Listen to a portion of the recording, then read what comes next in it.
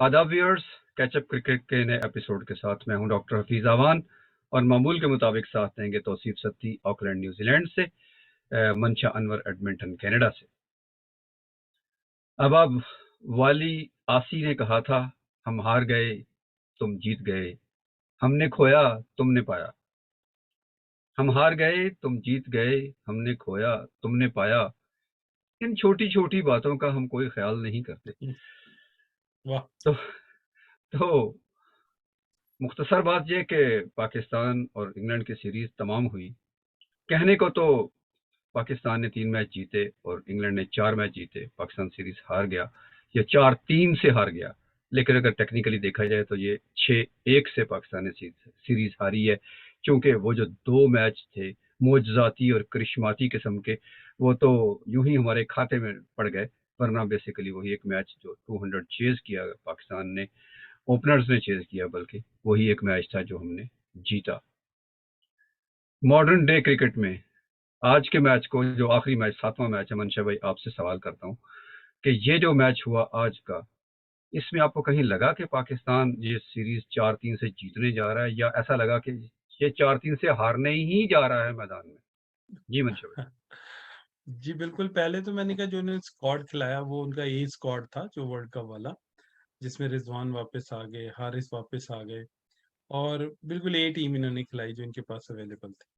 और उसके बाद अगर आप आगे देखें तो फिर स्कोर जैसे ही टॉस हुआ, एक बहुत बिग रोर थी ग्राउंड के अंदर, ओ पाकिस्तान जो है टॉस और बाद में बैटिंग करेगा, यानी कि ड्यू है और बड़ा इजी हो गया। इट्स नॉट लाइक दैट कि वो 200 भी उसी तरह ही चेज हो जाता है और 230 भी, 250 भी और 150 भी। ड्यू का फैक्टर है, एक फैक्टर है, ये नहीं है कि उसपे पूरा मैच का ही वो चेंज हो जाती है। और पिछले मैचों में आप देखें अगर, तो इंग्लैंड भी हारा बाद में बैटिंग पे, तो उस टाइम भी ड्यू थी, लेकिन और पाकिस्तान ने 150-60 बचाया।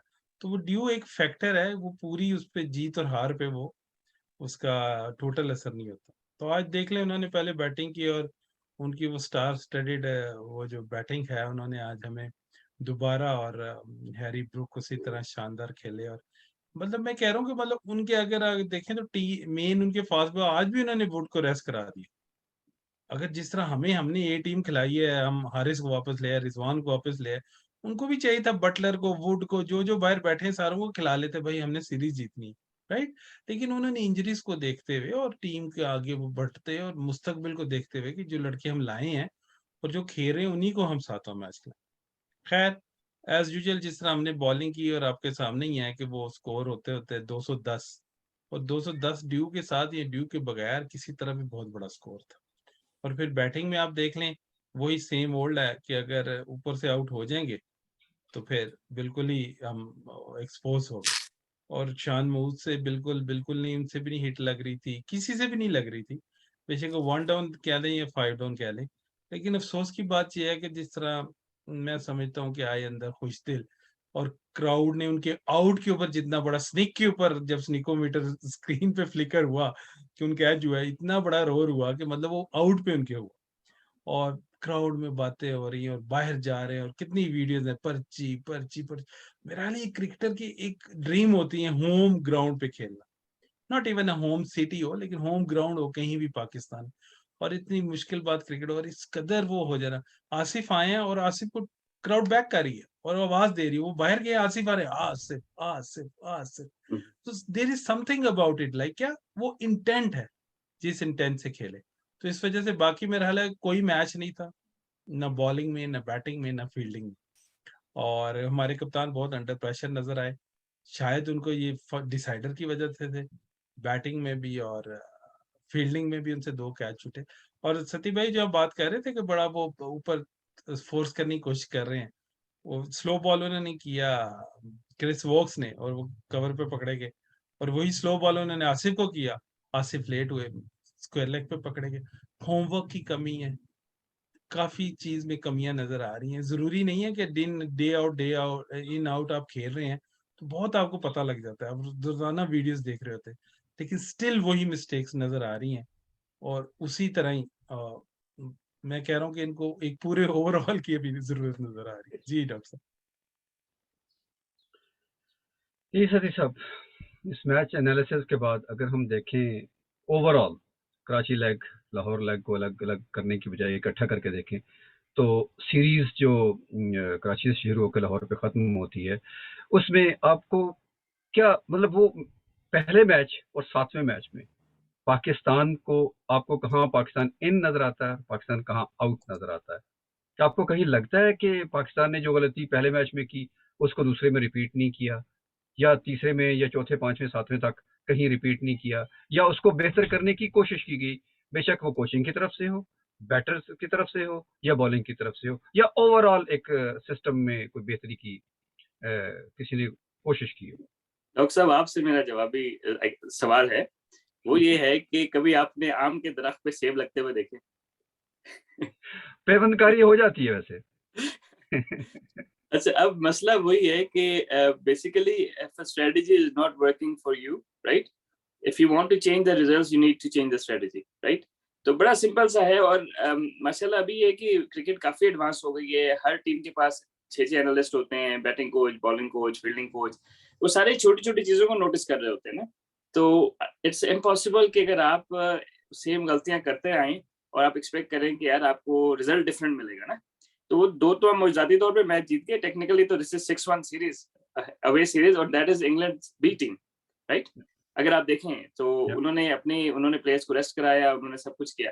तो आई गेस कि अगर हम ओवरऑल देखें तो we lack planning, we lack ownership, like लोग ओनरशिप नहीं ले रहे, ठीक है। और सबसे जो इम्पोर्टेंट चीज होती है ना किसी भी इंस्टीट्यूशन को रन करने की, वो ये होती है कि आपकी अकाउंटेबिलिटी होनी चाहिए, ठीक है। You should front up and से okay this is what we have done, और समवन सेज यार कोच यार ये स्ट्रेटजी सही नहीं है, like someone should front up.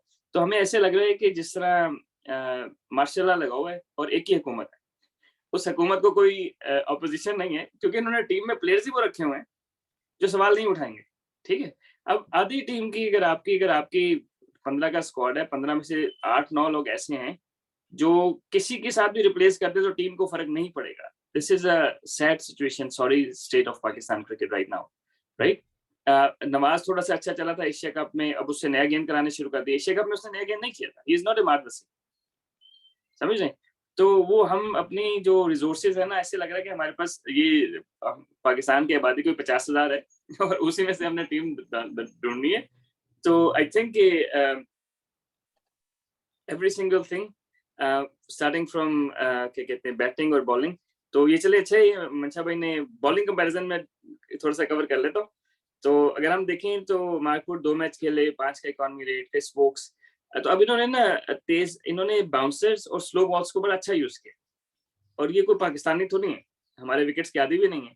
लेकिन वो मार्कवुड पहले 2 मैच नहीं खेले, उसके बाद उन्होंने जो भी उनके कोचिंग वो थे उन्होंने सेटअप करके, तो अगर आप उनके देखें तो उनके जो ऊपर के 5 फास्ट बॉलर्स हैं, सारे के सारे ही 8 से नीचे गए, ठीक है। और वो स्कोर कर रहे थे 9 की एवरेज से, ठीक है। तो स्ट्रेट अवे अगर आप 9 की एवरेज से स्कोर कर रहे हैं और 8 से नीचे रन दे रहे हैं तो आप मैच जीतेंगे।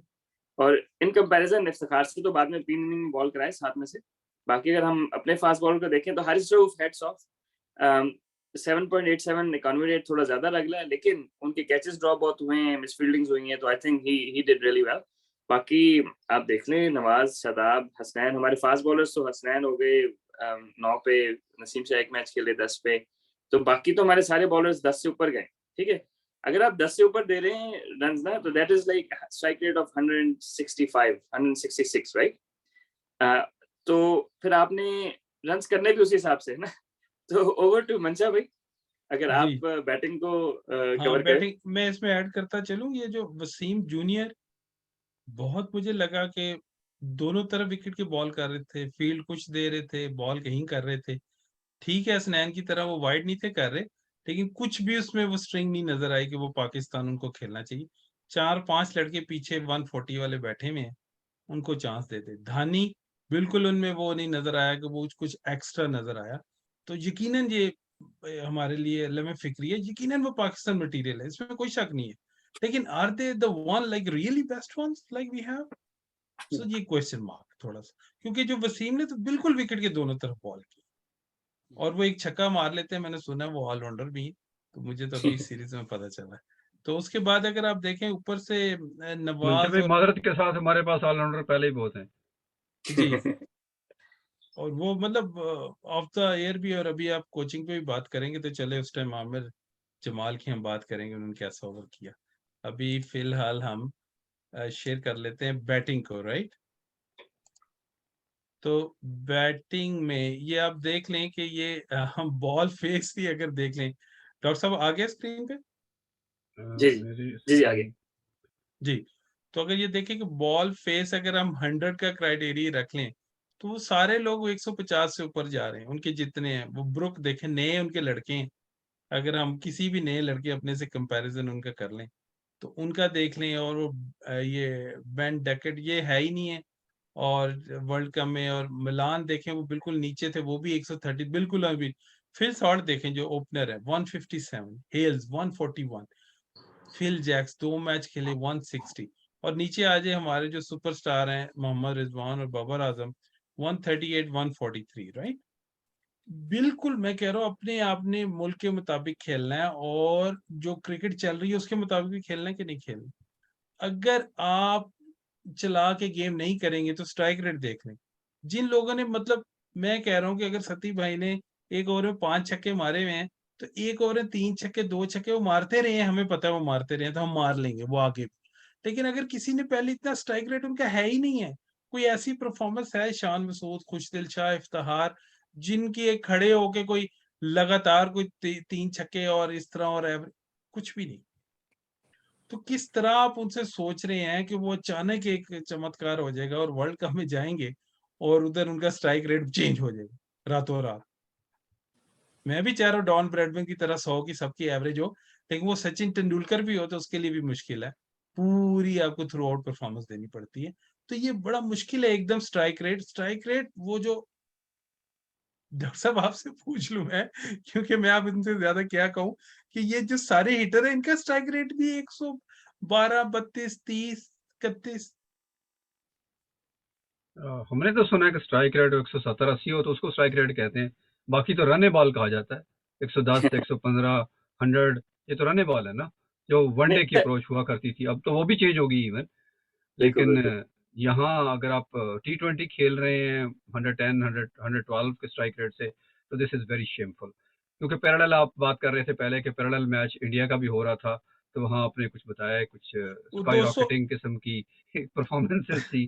तो मतलब वो 237 221 हुआ उधर उधर चेस करते, उससे पहले मैच में साउथ अफ्रीका 100 पे आउट हो गया, दैट्स ओके, वो अपनी अप्रोच चेंज कर देते, वो खेलना चेंज कर दें। नहीं, अप्रोच ये है कि आपने चला के रखना है, एक ऑफ डे आ जाता है।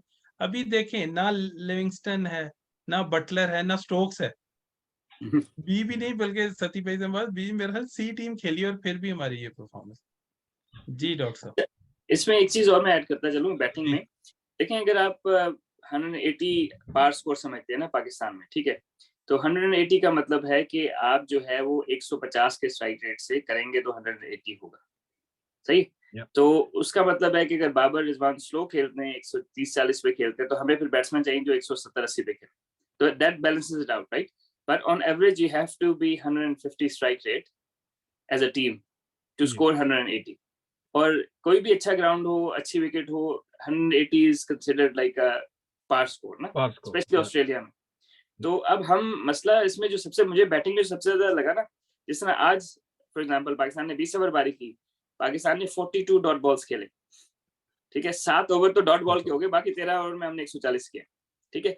ये फर्क है हमारा और इंग्लैंड का ना, कि वो बाउंड्रीज तो मारते हैं लेकिन जिन बॉल पे बाउंड्रीज नहीं मारते उन पे स्ट्राइक रोटेट करते हैं। इन कंपैरिजन हम लोग जो हैं वो बाउंड्री के चक्कर में डॉट बॉल्स भी खेलते जाते हैं। एशिया कप में हमारा जो ऑन एवरेज हमने 7.5 से 8 ओवर डॉट बॉल्स की खेले हैं हर मैच में। पावर प्ले में हम 18-19 डॉट बॉल्स खेल रहे हैं 6 में से, यानी कि 3 ओवर्स।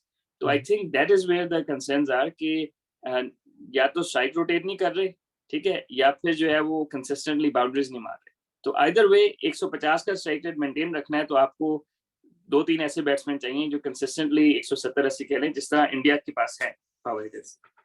सही साहब, आपने ये बात की तो मुझे मैथमेटिक्स में जैसे आपने बात की कि इतने ओवर हों, इतने रन चाहिए हों, तो पर ओवर एवरेज निकालना मेरा ख्याल मुश्किल काम नहीं होता। बड़े सिंपल सा मैथ है ये कहने को, लेकिन शायद हमारे प्लेयर्स को वो बोर्ड पे नजर नहीं आ रहा होता कि रिक्वायर्ड रन रेट, और वो आजकल तो मेरे इलेक्ट्रॉनिक बोर्ड हैं तो हर चीज़ उस पे लगी होती है कि कितने कितने रिक्वायर्ड है, कितना चाहिए। जब आपको 12 और 14 की एवरेज चाहिए होती है, तो उस वक़्त भी ये सिंगल निकालने की कोशिश कर रहे होते हैं, वो भी निकलती नहीं है, लेकिन वो 3 से 3 रन, 4 रन, 5 रन या एक आध चौका लग गया। चौका लगने के बावजूद भी वो ओवर को कैपिटलाइज़ नहीं कर पाते।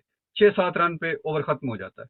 तो वो समझ नहीं आती कि वो कहाँ पे, वो एलिमेंट कहाँ मिसिंग है, जो इनको ये बताए कि भाई 12 रन का मतलब है कि आपने 14 रन करने हैं, ताकि अगला ओवर का प्रेशर थोड़ा कम हो जाए। बजाय इसके कि आप 8 करेंगे, 9 करेंगे, तो 3 रन का डेफिसिट आप हर ओवर में शामिल करते जा रहे हैं। जब मैं अगर मैं इस चीज़ को कवर करूँ, मैं थोड़ी-सी टीम मीटिंग्स में बैठा हूँ, जो T20 के प्रोफेशनल सेटअप्स होते हैं ना, डॉक्टर साहब, बड़ा सिंपल सी बात होती है। जब आप जाते हैं ना मैच के लिए, तो पहले वो डिसाइड करते हैं कि यार कौन सी बाउंड्रीज छोटी है, कौन सी बाउंड्रीज बड़ी हैं, कहाँ पे 2 बनता है, कहाँ पे सिंगल बनता है, कौन से बॉलर को कौन सा बैट्समैन हिट कर सकता है, मैचअप्स जिसको कहते हैं ना नेचुरली, ठीक है। जी, जी। तो उसमें होता है कि जब आपने 12-13 रन 14 रन कर रहे होते हैं, तो आपकी स्ट्रेटजी फिर उस हिसाब से ही होती है, ठीक है, जी। कि हमने इस बॉलर को यहाँ पे टारगेट करना है, इस बॉलर को यहाँ पे टारगेट करना है, और रिस्क कितना लेना है। अब मसला ये है कि जो करंट टीम है, I think the element of risk is minimized by maybe the fair. अगर आपको याद हो, फखर जमान जब शुरू में आए थे, फेयरलेस क्रिकेट खेलते थे, कोई टेंशन नहीं थी भाई उसने कहाँ पे क्या कहते हैं उल्टी सीधी शॉटें मारते, जो लेकिन फेयरलेस था। तो जो अब जो है ना, वो प्लेयर्स में फेयर नजर आ रहा है। I don't know it is due to the selection pressure, या वो समझते हैं कि वो मेरिट पे सेलेक्ट नहीं हुए हुए। तो जो ओवरऑल ये चीज है, ये environment, obviously coach, head coach और बाकी एक सेटअप पूरा होता है।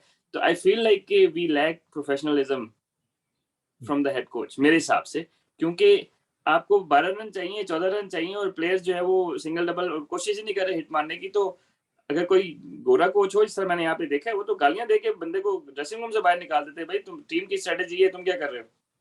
सो दिस इट मीन्स कि या तो हमारे कोच बहुत ढीले हैं, या फिर उन्होंने कोई प्रॉपर स्ट्रेटेजीज नहीं दी, या फिर वो बहुत ही शरीफ आदमी कि कुछ कहते नहीं है। शराफत तो खैर क्रिकेट में हमें ज़रूरत नहीं है। हमें प्रोफेशनलिज्म की ज़रूरत है। वैसे सर साहब, आपसे या बल्कि आप बल्कि एड्रेस करते हैं इसको कि एक होता है बॉलिंग कोच, मेरी मेरी अंडरस्टैंडिंग के लिए, मुझे पता नहीं है, मैं बहुत लेमैन हूँ ना, मुझे आई डोंट नो एनीथिंग। तो एक वो होता है बॉलिंग कोच, एक होता है बैटिंग कोच, एक होता है फील्डिंग कोच, एक होता है फिजियो, इस तरह के बहुत सारे कोच होते हैं। ये तो चलो समझ आती है कि एक एक चीज़ को एड्रेस कर रहे हैं। इस हेड कोच क्या होता है, इसका क्या काम होता वो जो मेन सारी प्लानिंग आपकी करता है, वो हेड कोच के पास ही है। और अच्छा। हेड कोच की ये जो पोजीशन है, इस टाइम मैं समझ रहा हूँ आपने क्यों सवाल किया है। मैं ये कह रहा हूँ कि ये वर्ल्ड कप के 2 मैच हारने के बाद अगर चेंज करना चाहते हैं और कोई टीम को नहीं ऑन कर रहा, तो अभी भी टाइम है। अभी इंडिया ने टीम अनाउंस की है श्रीलंका साउथ अफ्रीका के ओडीआईस के लिए। वो पूरी टीम में एक भी T20 का जो वर्ल्ड कप का प्लेयर है वो नहीं। शेखर ठीक। धवन लीड कर रहे हैं, और वो पूरी टीम ऑस्ट्रेलिया जा रही है तैयारी के लिए, और वो 15 के 15 वो जो नए हैं लड़के सारे लोग। इसी तरह मुझे ये बताएं कि अभी भी मैं ये कह रहा हूँ कि अगर पीछे से एक सिलेक्शन का इशू देख रहे हैं, ठीक है, और सिलेक्शन पे चले भी आपसे ही पूछ लेता हूँ, तो मुझे हारिस वेल का नाम आ रहा है, शुएब मलिक का नाम आ रहा है। तो जिस तरह वो दूसरा लड़का मोइन खान का, आजम खान का नाम आ रहा है, या इमाद वसीम, दोनों के टॉप हो, लेकिन उनका चले इशू मैं समझ रहा हूँ कि उन्होंने T20 नेशनल कप नहीं खेला। जब आप मुल्क को प्रेफर नहीं करेंगे, तो यकीनन सिलेक्शन वो मैं एग्री करता हूँ कहीं किसी हद तक, बिल्कुल सही बात है। आप जितनी मर्जी लीग्स खेलें, आपको एनओसी मिलेगी, लेकिन जब T20 हो रहा है और आप उसके लिए खेलेंगे उस नेशनल T20 में और सिलेक्शन के लिए एलिजिबल होंगे, आप वही नहीं खेल रहे, तो बेशक आजम खान जितना मर्जी स्कोर कर रहे हैं या अमाद वसीम जितने मर्जी आउट कर रहे हैं, वो एलिजिबल नहीं है। ये तो मैं एग्री करता हूँ। लेकिन अगर मैं देखूं कि शुएब मलिक क्यों नहीं, या हारिस फेल क्यों नहीं, ये थोड़ा बड़ा पूल क्यों नहीं, तो ये यकीनन ये अब सवाल उठेंगे। और मेरा ख्याल है कि अभी कुछ बिगड़ा नहीं है, अगर ये कुछ चेंजेस अभी करना चाहें तो कर सकते हैं। अच्छा, बिगड़ने से याद आया, वैसे आप मतलब बहुत सालों से ये स्टोरी हम सुन रहे हैं कि जब वो मशहूर ज़माना ऑस्ट्रेलिया में हमने पहला टेस्ट हारा, कामरान अकमल के खाते में वो डाल दिया गया, कैच छोड़ा। जो टेस्ट जीता हुआ था, अंडर 100 थे, वो हम 180 पे ले गए, वो हमसे चेज नहीं हुआ, मैच हार गए। मैच क्या हारे कि सब कुछ ही छूट गया हमारे हाथ से। वो सारी सीरीज हार गए। इवन हमने कोई एक सिंगल मैच भी वहाँ नहीं जीता, किसी भी फॉर्मेट का। तो तब हमें एक मतलब वो एक ज़हनी अज़ियत से गुजरने के बाद हमने साया ऑफ रिलीफ लिया कि चले यार, ये तो हुआ जो हुआ, इसके बाद हमारी टीम ठीक हो जाएगी।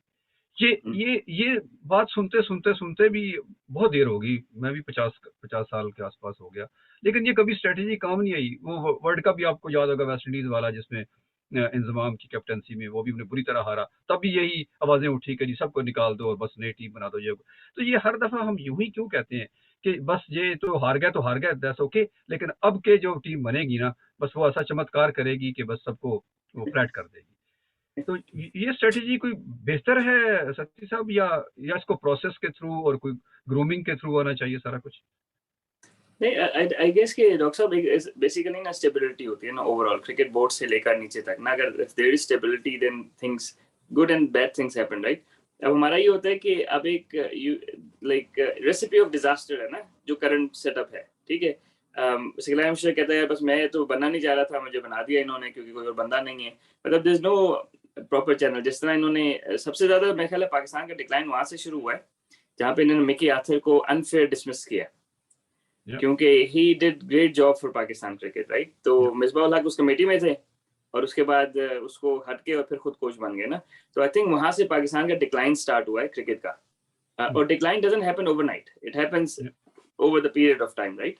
तो वो जो मिकी आर्थर ने प्रोफेशनलिज्म लाया था, प्लेयर्स को हमारे साथ लाए थे, और जिस तरह देखिए मिकी आर्थर के दौर में यही फखर जमान था, खुल के खेलता था, सही है, समझ रहे हैं? तो अब उसको क्या हो गया? तो बेसिकली जो है ना वो आपको अगर कोच कॉन्फिडेंस देता है और कोच क्लियर स्ट्रेटजीज देता है कि भाई तुम्हारा ये काम है, नहीं हुआ तो कोई बात नहीं। तो हमारे यहाँ थोड़ा सा आई don't no, it's combination of everything. लेकिन अब डॉक्टर साहब क्रिकेट बहुत चेंज हो गई है। आज से 10-15 साल पहले क्रिकेट और थी, अब लड़कों को बहुत अच्छे पैसे मिलते हैं और क्रिकेट जो है ना वो अब अगर आपकी कोई शॉर्ट कमिंग है ना, you can not carry on with that for more than a year, people will figure it out, right? तो अब जो है वो क्रिकेट का लेवल बिल्कुल मेरा ख्याल है बहुत ज्यादा प्रोफेशनल हो गई है। तो अब जो है वो इस तरह का मतलब लेम एक्सक्यूजेस नहीं चलेंगे जिस तरह ये they are coming up and saying कि दिन है रात है। I mean this is nonsense ना। आज के इस दौर में professional cricket everyone is getting paid, you have a strategy, come up with it, change your strategy, second third strategy, जो कुछ भी प्लान ए बी सी। तो मुझे ऐसे लग रहा है कि वही दुआओं पे ही चल रहे हैं अभी। डॉक्टर साहब एक तो मतलब इसमें तो कोई प्लान वाली बात की है कि क्या करना है। T20 सिंपल, आपने गेम को चला के खेलना है। जब वही नहीं आप कर रहे, वो तो मेरा हाल है कोई वो यूएई की टीम भी वो उस दिन बड़ा अच्छा खेल गई, वो तो हराने लगे थे। तो मतलब अगर वो हर टीम चला के खेल रही, राइट? तो ये तो पहले तो एक बात है, और दूसरी फिर ये जो कोच कौन होना चाहिए, कप्तान भी अंडर प्रेशर नजर आ रहे हैं। आई डोंट नो, अभी तो बड़ी सिचुएशन गंभीर इनकी नजर आ रही है। अच्छा, सकलैन मुश्ताक तो खैर मेरा ख्याल दादा अबू का रोल प्ले कर रहे हैं कि वो जो भी कहते हैं दादा अबू घर में, तो किसी की जरूरत नहीं होती कि उसको काउंटर कर सके, तो दिन रात करें या स्या सफेद करें, तो हमने आमीन कर देना उस पर। अच्छा चलिए, कोचिंग के बाद हम आते हैं कैप्टेंसी पे। मनशा भाई, ये कोई क्वेश्चन मार्क नहीं लगता आपको? कैप्टन बहुत प्रेशर में नजर आते हैं, उनकी अपनी बैटिंग में भी वो फ्लॉज, मतलब वो टेक्निकल फ्लॉज की बात मैं नहीं कर रहा, परफॉर्मेंस की बात कर रहा हूँ कि वो परफॉर्म कर भी जाते हैं तो वो मतलब नॉट अप टू मार्क, वो टीम को लेकर नहीं जाती, उस तरह से विन नहीं कर पाते हम। तो बेशक आपने 70-80 किए, अगर वो बहुत अच्छे भी किए, मैच नहीं जीते, तो मैटर तो नहीं करता ना। क्या ख्याल है आपको कि ये कैप्टन मटेरियल हैं? सादा सा सवाल। मेरे हिसाब से वैसे ही जो आपका स्टार प्लेयर हो वो कैप्टन नहीं होना चाहिए, होना जो चाहिए? आपका नंबर नहीं होना चाहिए मेरे नहीं होना हिसाब से। चाहिए, ओके। जो भी नंबर 1 आपका बैट्समैन है उस पे से थोड़ा सा प्रेशर ऑफ होना चाहिए। मैं इनको अभी स्टिल यंग फील करता हूँ कि ये स्टिल यंग है, और कुछ ऐसा है कि इनके साथ एक्सपीरियंस बनता होता और मजीद कुछ साल ये और इन जाके, क्योंकि पाकिस्तान में तो आपको पता है, अगर मेरे बड़े करीबी दोस्त हैं वो यूएसए में होते हैं, तो शाहिद अफरीदी ने बहुत पहले शुरू में छक्के मारे तो उन्होंने कहा one day he will be Pakistan captain. मैं क्या जानते हो डॉक्टर साहब, वो सिर्फ छक्के चुके मारता है, टेक्निक नहीं। उन्होंने कहा देखते जाए, राइट? तो वो क्राउड और आहिस्ता आहिस्ता आप देखते हैं कि एक टूर्नामेंट हारेंगे तभी एक और आपको नजर आ जाएगा जिसने स्कोर किया होगा, लोग सारे कहेंगे यार इसको बना दो। एक और नजर आएगा जिसने लोग कहेंगे इसको बना दो। तो ये तो मतलब होता जाएगा, ये तो पीछे से उन्होंने प्लानिंग करनी है कि आपने किस तरह रिकी पॉन्टिंग को बनाना है, आपने किस तरह। मेरा तो दिल करता था गिलक्रिस्ट ही बन जाए, मेरा दिल करता है हेडन ही बन जाए, सारे ही अच्छे हैं, राइट? तो किस तरह आपने बनाना है, आपने एमएस धोनी को बनाना है, अब लक्ष्मण, द्रविड़, सचिन सारे पास हैं। तो किस तरह आपने एक कप्तान को तैयार करना है, किस तरह उन्होंने कोहली को तैयार किया। इट्स नॉट लाइक कि मैं कह रहा हूँ, और भी मुल्क जितने हैं, न्यूजीलैंड में देख लें कितना अच्छा उन्होंने तो ये कैसे आपने कैप्टन को तैयार करना है। तो अभी वो अंडर प्रेशर लग रहे हैं, इसमें कोई शक नहीं। कुछ रोक गए आप कुछ कहते कहते। नहीं, अब आप, क्योंकि पाकिस्तान में 2 बंदों के नाम आ रहे हैं, जिनको कप्तानी करा ले, ओपन करा ले, सारा कुछ इनसे। बॉलिंग भी मेरा ख्याल बाबर और रिजवान से करा लें, और कप्तानी भी आपस में बांट ले। अगर इनसे नहीं चल रही तो उनको दे दे, उनसे नहीं चल रही उनको दे दे। यही नजर आ रहा है, क्योंकि न्यूजीलैंड वालों की तो आदत है, वो कीपर को बना देते हैं सेफर बेस्ट पे। तो जिसके पास 360 एंगल होता है सारा, वो कीपर को अक्सर बना देते हैं। जी जी सतीश साहब, अगला मरहला है हमारा फील्डिंग का, जिसको जी हमने, जी आप चूंकि बीइंग कोच भी हैं, आपका एक्सपीरियंस, तो आप बताइएगा कि फील्डिंग में हमारा और इंग्लैंड का क्या मैच रहा इस पूरी सीरीज अस- में। असल में दो चीजें हैं डॉक्टर साहब। फील्डिंग में जो है ना, वो अगर आपको फील्डिंग में दूसरी टीम अंडर प्रेशर करती है ना, पुश करती है, तो वहां पे आपकी फील्डिंग चेक होती है। फॉर एग्जांपल, किसी ने बाउंड्री में 2 की कॉल दे दी और वो भाग रहे हैं, तो गोरे तो अक्सर ज्यादा रन बिटवीन द विकेट उनकी जनरली बेहतर होती है, और दे वुड नो कि कौन सा फील्डर हल्का है। कि मैच से पहले ये बातें हो चुकी होती हैं कि फलाना फील्डर है ना, उसके लेफ्ट राइट पे गेंद गई तो भाग जाना, टेंशन की जरूरत नहीं, या फलाना फील्डर अगर बाउंड्री पे कर रहा है तो उससे हाथ से 2 लेने हैं। और ये these things are decided way before the game, right. तो उसमें ये होता है कि जब वो हमारे फील्डर्स को पुश कर रहे होते हैं ना, तो बॉल आपने थ्रो करने से पहले बॉल पकड़ना है। बॉल पकड़ेंगे तो थ्रो करेंगे ना। तो वो जो हमारे प्लेयर्स को पुश किया जाता है ना, तो वो बॉल पकड़ने से पहले ही थ्रो का जो बाउंड्रीज हमारे हाथों से निकलती है ना, एक तो ये चीज हो गई। The reason for that is because the running between the wicket is aggressive, ठीक है, and that puts you under pressure. तो जब आप फील्डिंग ट्रेनिंग करते हैं तो आप सिनेरियो ट्रेनिंग करते हैं, ठीक है। आप बाउंड्री पे हिट मारते हैं, जो आपके बाउंड्री राइडर्स हैं उनको कहते हैं भाई ये 2 तुमने बचाना है, और बैट्समैन को कहते हैं हर बॉल पे तुमने 2 ही भाग। तो उससे ये होता है कि दोनों की प्रैक्टिस अच्छी हो जाती है। You push, I don't know, I am sure they would do something like that. If they are not doing it, हम क्लब लेवल पे ये कराते हैं, तो इंटरनेशनल पे तो होना चाहिए। तो वो फिर आप ज़हनी तौर पे ना उस चीज के आदी हो जाते हैं कि यार 2 को किस तरह। एक और चीज है बाउंड्री राइडिंग में डॉक्टर साहब, जो होता है कि एंगल्स ना, अब शोएब मालिक एक्सपीरियंस है, वो बाउंड्री पे एंगल्स बड़े अच्छे कट करता था। अभी रिसेंटली जो मैंने देखा, इवन लास्ट ईयर तक ना, तो एंगल्स ही होता है कि आपने बॉल की पेस, ग्राउंड की, मतलब घास का लेवल या ग्राउंड की पेस, बॉल की पेस देख के आपने कट इस तरह करना है कि जहाँ पे 2 बन रहा है वहां पे 1 कराना है ना। और वो आपकी अपनी स्प्रिंट भी है, और आपने ग्राउंड की पेस भी देखनी है, और शॉट की वो भी। And these things are like calculations you have to do. And अब गोरे शायद इस चीज की प्रैक्टिस ज्यादा करते हैं इस वजह से। तो Shoaib Malik was very good actually, Shoaib Malik was cutting दोस्त। तो हमारा ये होता है कि हमारे वो बाउंड्री राइडर से वो 2 ले रहे होते हैं, और हमारा जहाँ 2 बन रहा होता है वहां पे हम 1 ले रहे होते हैं। तो ये मैच से पहले ही 15-20 रन का आपको सीधा सीधा गैप आ जाता है ना। और ये मैं फिट लड़कों की बात कर रहा हूँ, मैं कोई मतलब आजम खान या शजील की बात नहीं कर रहा हूँ। मैं जो हमारे फिट फील्डर्स हैं ना, इनकी बात कर रहा हूँ। क्योंकि शायद हमारे यहाँ फील्डिंग कोच भी हमें रखना चाहिए, ताकि वो बाकी जो ड्रॉप कैचेस है, तो वो मेरा ख्याल है कि again I don't think it's lack of practice और एनीथिंग, इट्स जस्ट प्रेशर कि एक जिस बंदे से एक छूट जाए ना डॉक्टर साहब, उससे दूसरा लाजमी छूटता है। ये तो मैं अपना एक्सपीरियंस बता रहा हूँ कि एक कैच छूट जाए ना, यकीन करें अगला कैच जब आता है ना, तो बंदा का आधा दिल होता है वैसे यार कि मेरे पास ना आए। और डॉक्टर साहब मैं ये देख रहा हूँ कि बेसिक कुछ मिस्टेक्स नजर आ रही हैं। बल्ला गलत हाथ में है, टर्न गलत कर रहे हैं, फील्डर इस तरफ है, वो ब्लाइंड टर्न हो जाता है दूसरे के लिए। दूसरे की कॉल पे, आप किस कॉल पे आपने भागना है, किस पे खड़े होना है, कब आप बॉल वॉचिंग कर रहे हैं, सो मेनी थिंग्स। और ये फील्डिंग का यकीनन हमारा इशू तो है, लेकिन सतीश भाई की बात बिल्कुल सही है।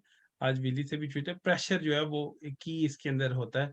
ये नहीं होता कि आप ऑस्ट्रेलियन स्टाइल में हाथ ऊपर हैं या हाथ नीचे हैं, किस तरह पकड़े, सेकंड चांस नहीं मिलता। लेकिन ये है कि मतलब मेरे हिसाब से ये प्रेशर में ज्यादा, और हमारी तो कुछ बेसिक्स की गलती है जिसकी वजह से हो रहे हैं। एंगल्स कॉल करनी है, किसका कैच है किसका नहीं, काफी हमें गलतियां नजर आ रही हैं। इस जी, और मैं दूसरा बेसिक। कहता हूँ डॉक्टर साहब, एक स्टार अगर ब्रायन लारा को मैं देखूं, सचिन तेंदुलकर, रिकी पॉन्टिंग को देख, तो हमको उनका एक चीज पता है कि वो बैट्समैन अच्छे थे। पर मुझे उनका कोई, आप सोचें भी तो नजर नहीं आता कभी उन्होंने 2 करवाया हो, कभी को कैच छोड़ा हो। तो ये तो एक स्टार के साथ एक चीजें हैं, कोई कंप्लीट पैकेज होता है। तो अभी जो हमारे भी अगर कोई स्टार बन रहे हैं तो उनको कंप्लीटली इन होना शो करना चाहिए हर तरफ से। जी मैं आपको एक छोटी सी एग्जांपल इसकी देता हूँ वजह डॉक्टर ये नहीं हो सकती सर साहब? जी जी करिए साहब, मैं आप। छोटी सी बेसिक एग्जांपल देता हूँ, पता नहीं कौन बैटिंग कर रहा था, खैर हमारे फील्डर से, तो एक लॉन्ग ऑन पे और एक डीप स्क्वायर पे है ना, और गेंद गई दरमियान में, ठीक है। अब जिस बंदे ने हिट की होगी बॉल, बैट्समैन है ना जो बैट स्ट्राइक पे, he will always get there later than the non striker end, right? समझ रहे ना बात? सही है। जी जी अब जो बंदा जो है वो काउ कॉर्नर या मिड ऑन से भाग रहा है ना उस बॉल की तरफ, सो उसका नेचुरल मोमेंटम है स्ट्राइकर की तरफ, जहाँ पे हमने थ्रो करनी है, क्योंकि वो लेट पहुंचेगा ना। तो अब जो स्क्वायर लेग वाला बंदा बेशक जल्दी पहुंच जाए, वो उधर थ्रो नहीं कर पाएगा, उसने नॉन स्ट्राइक, क्योंकि उसका एंगल बन रहा है ना, तो उसके लिए इजी बन। अब ये जो छोटी छोटी सी चीजें है ना, कि दो फील्डर एक जगह पे पहुंच सकते हैं एक ही टाइम पे, सॉरी, दो फील्डर एक जगह पे एक ही टाइम पे पहुंच सकते हैं।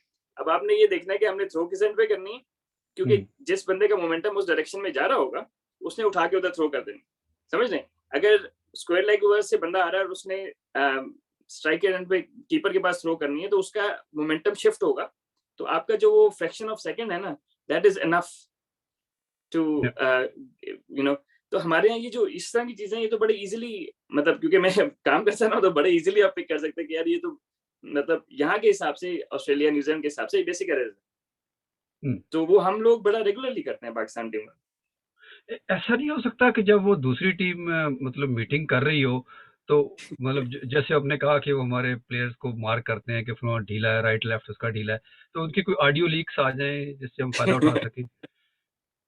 सर वो आज एक वो आज में किसी ने पोस्ट लगाई हुई थी फेसबुक पे, उन्होंने कहा कि यार हमारे सियासतदानों की ऑडियो लीक्स हो रही हैं, और हमारे जो फील्डर्स है, क्रिकेटर्स, उनकी जो है ना वो क्या कहते हैं, बॉल्स उनसे लीक हो रही है, तो कहते हैं लगता है पूरा पाकिस्तान ही लीक हो रहा है, कोई प्लम्बर बुलाए। बिल्कुल। और बहुत ज्यादा उधर लोग इस बात को उठा रहे हैं कि जिस तरह फिल सॉल्ट ने उस दिन मारा, तो उन्होंने क्वीन की बात की कि क्वीन अगर उनकी वो चली गई है तो उसमें हमारा हाथ नहीं, कितने गुस्से से वो फिल सॉल्ट मार रहे थे। तो मतलब ये काफी चीजें लोग सामने ला रहे। और मैं तो ये था, आज मार्क बुचर और अकरम कमेंट्री में थे, तो उन्होंने कहा जो रिजर्व है वो स्वैप कर सकते हैं, अगर ये बैंड डक जो है आपके पास है, अगर हमें दे दे रिजर्व में से, हम आपके हाँ वैसे यार हमारे ये बात तो सही है कि अगर जो इंग्लैंड के वो प्लेयर जिनको चांस नहीं मिलना वर्ल्ड कप में, हमें दे दे। हमें दे दे। इस तरह की बात है जी। चलिए डॉक्टर साहब, जी बाकी दुआएं जारी रखिए। कौन से यही अपील है कि इसी पे ही हमने खेलना है। बाकी क्रिकेट तो आपने देख ली जो हमने खेली, ये तैयारी थी हमारी वर्ल्ड कप की, और आगे भी 4 मैच और आने वाले हैं। न्यूजीलैंड बांग्लादेश के साथ भी 2-2 मैच हैं बिफोर वर्ल्ड कप, तो उसमें भी हम देखेंगे कि इस प्लानिंग को किस हद तक चेंज किया जाता है, कोई स्ट्रेटजी में मेजर शिफ्ट आती है या वही ढाक के 3 पात। देखते हैं क्या होता है। इस एपिसोड से इजाज़त चाहने से पहले आप एक वो न्यूज़ है क्रिकेट के हवाले से, हमारे बहुत ही प्यारे दोस्त भाई, छोटे भाई राना शहजाद आज़म, उनको अल्लाह वली की रहमत करे, उनकी वफ़ात हुई। इस्लामाबाद से खेला, उन्होंने लंबा करियर था उनका, तकरीबन 100 के करीब उन्होंने फर्स्ट क्लास भी खेले। तो अचानक उनको हार्ट अटैक हुआ, तो अल्लाह उनको जवार रहमत में जगह दे। तमाम दोस्तों से उनके लिए आमीन। दुआ की अपील है। ठीक है, आज का एपिसोड खत्म करते हैं इसके साथ ही। इंशाल्लाह बहुत जल्द हाजिर होते हैं आपके सामने नेक्स्ट एपिसोड। तब तक के लिए अल्लाह हाफिज।